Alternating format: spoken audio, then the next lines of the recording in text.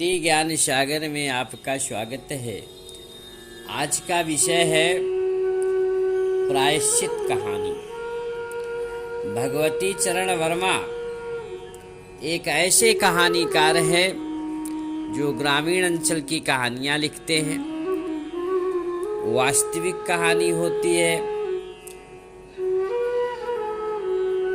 और भगवती चरण वर्मा द्वारा लिखित कहानी प्रायश्चित एक व्यंग्यात्मक कहानी है जिसमें सामाजिक स्तर पर व्याप्त पाखंडवाद, रूढ़वादिता तथा धर्मभीरुता पर व्यंग्य किया गया है। चलिए, कहानी को जानने से पहले उनके पात्रों का परिचय जान लेना चाहिए।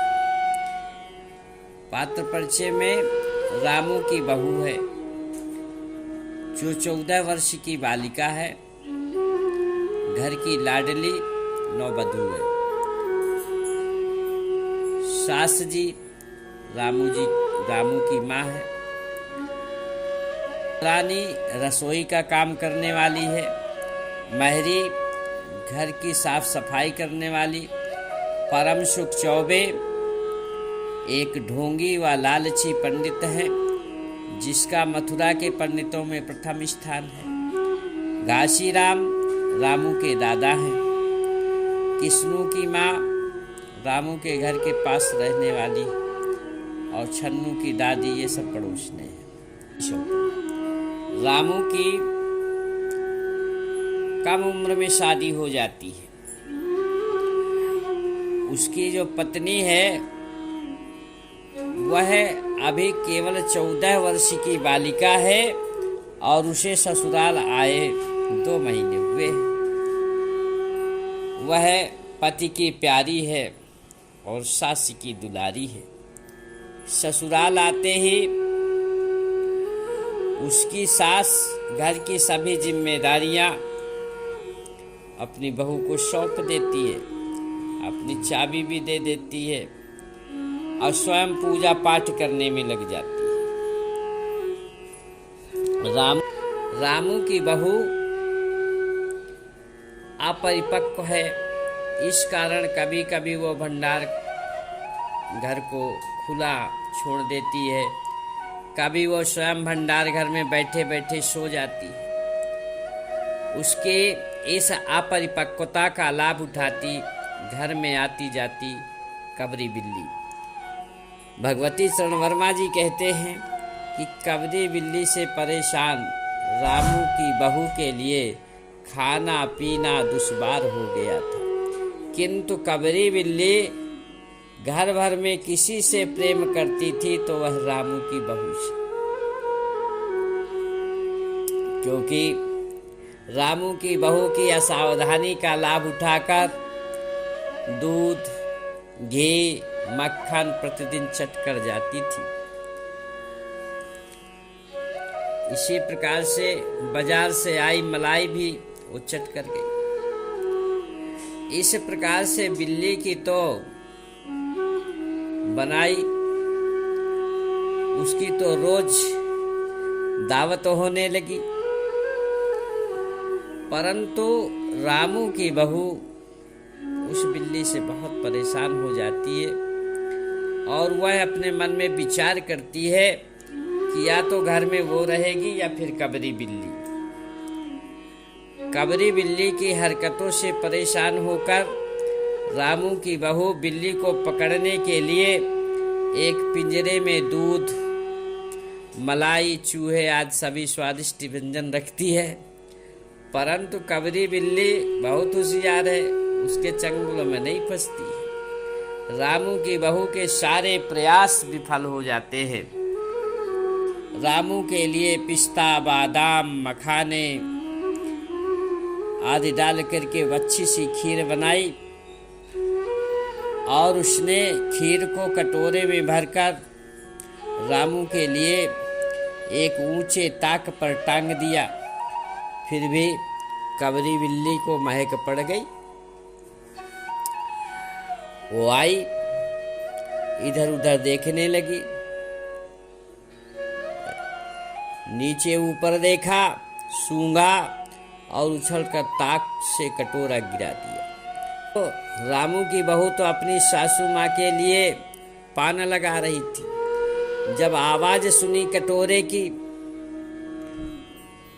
तो राम बहू सनी सब दौड़ करके देखा।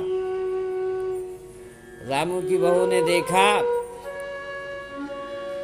कि कबरी बिल्ली खीर उड़ा रही है और कटोरा जो फूल का बना हुआ था वो फर्श में टूटा टुकड़े टुकड़े पड़ा हुआ था।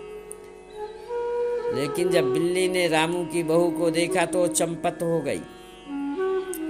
उसी दिन रामू की बहू की हत्या करने के लिए कमर कस ली। उस पर खून सवार हो गया। रात भर उसे नींद नहीं आई।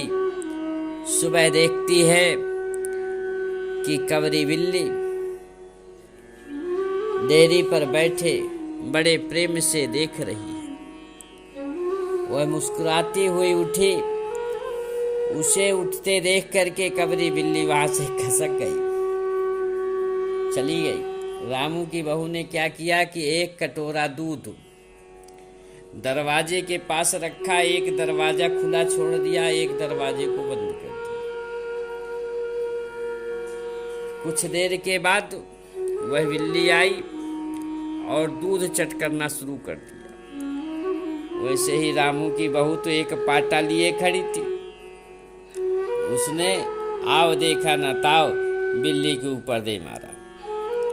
पाटा लगते ही बिल्ली ना हिली ना डुली ना चीखी, बस एकदम उछल कर उलट कर गिर गई। बिल्ली रामू की बहू द्वारा बिल्ली को पाटा मारने की आवाज सुनकर महरी, मिश्रानी और सास सभी अपना अपना काम छोड़कर घटना स्थल पर आ जाते। तीनों बिल्ली की हत्या देखकर घर में बड़े अपशकुन होने का दावा करती है। कहती है अरे बिल्ली की हत्या बहुत बड़ा अपशकुन, बहुत बड़ा पाप लगेगा। अब बिल्ली की हत्या की खबर जब आसपास पड़ोस में पहुंची तो बिजली की तरह पहुंच गई। जिसने सुना वो रामू के घर की तरफ भागना शुरू हुआ। पड़ोस की सारी औरतें, किस्नू की माँ, छन्नू की दादी सब आ जाती है। सब आपस में विचार करती है और कहती है कि पंडित परम सुख को बुलाइए। तो पंडित परम सुख ने जब सुना कि बिल्ली मर गई रामू की बहू के द्वारा तो अपने घर में बोले कि अरे सुन रही हो, अपनी पत्नी से बोले कि अरे सुन रही हो, अब तो महीने 2 महीने पूड़ी छनेंगी, अब खाना वाना बनाना तुम्हारा बंद। क्या क्यों? क्या रामू की बहू ने बिल्ली मार दी। बिल्ली की हत्या के पाप से मुक्त होने के लिए पंडित परम सुख को बुलाया गया। पंडित ने पूछा बिल्ली किस समय मारी गई। कहने लगे कि सुबह सुबह प्रातः काल। तो पंडित परम सुख नाटकीय व ढोंगी स्वभाव वाला पंडित है। वह पत्रा को उलट पलट कर देखने लगा, हाथ की उंगलियों को गिनने लगा, चेहरे पर धुंधलापन, माथे पर बल डालकर, नाक सिकोड़ कर गंभीर स्वर में बताता है कि प्रातः काल ब्रह्म मुहूर्त में बिल्ली की हत्या हुई है, इसलिए घोर कुंभी परख नरक का विधान है। रामू की माँ ने पूछा कि कौन सा नरक है, तो उन्होंने कहा घोर कुंभी पाक नरक है और ये बहुत बड़ा पाप होता है। प्रायश्चित के लिए 21 तोले की बिल्ली दान करनी होगी और जब तक यह दान नहीं होता तब तक घर अपवित्र ही रहेगा।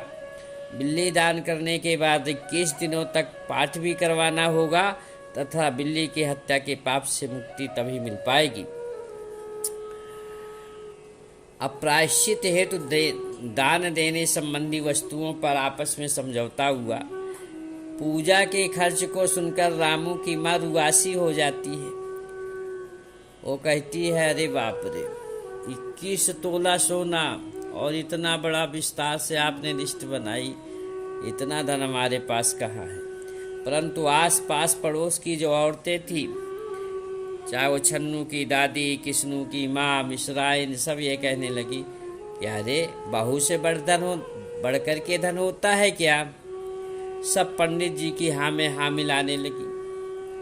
सभी का मानना था कि बिल्ली के हत्या बड़ा पाप है, जिसके लिए बड़ा खर्च करना भी पड़ेगा। आपसी सहमति से जब मोल तोल प्रारंभ हुआ तो 21 तोले से घटकर 11 तोले सोने की बिल्ली की बात आई, और इसके अतिरिक्त लगभग 10 मन गेहूं, 1 मन चना, 1 मन चावल, 1 मन दाल, 1 मन तिल और 1 मन जौ। मन का मतलब होता है 40 किलो। 8 पंसेरी, पंसेरी का मतलब 5 किलो, 4 पंसेरी घी और 1 मन नमक भी दान में देना निश्चित हुआ। कबरी बिल्ली का उत्तर भाग जाना। पंडित जी ने कहा कि 21 दिनों के पाठ के लिए 21 रुपए और 21 दिनों तक दोनों समय 5-5 ब्राह्मणों को भोजन करवाना पड़ेगा। पंडित जी ने कहा कि 5 ब्राह्मणों के लिए चिंता करने की आवश्यकता नहीं है, क्योंकि वो अकेले ही 5 पंडितों का भोजन कर लेगा और तुम्हें 5 पंडितों के भोजन का फल भी मिलेगा। पंडित जी द्वारा 11 तोले सोना तथा पूजा के प्रबंध संबंधी बातें अभी पूरी ही नहीं हुई थी कि महरी हाफती दौड़ती आई। तो रामू की माँ ने कहा, क्या हुआ री, अब कौन सी बला लेकर के आ गई। महरी बोली, माँ जी, बिल्ली मरी नहीं है, बिल्ली तो उठकर भाग गई।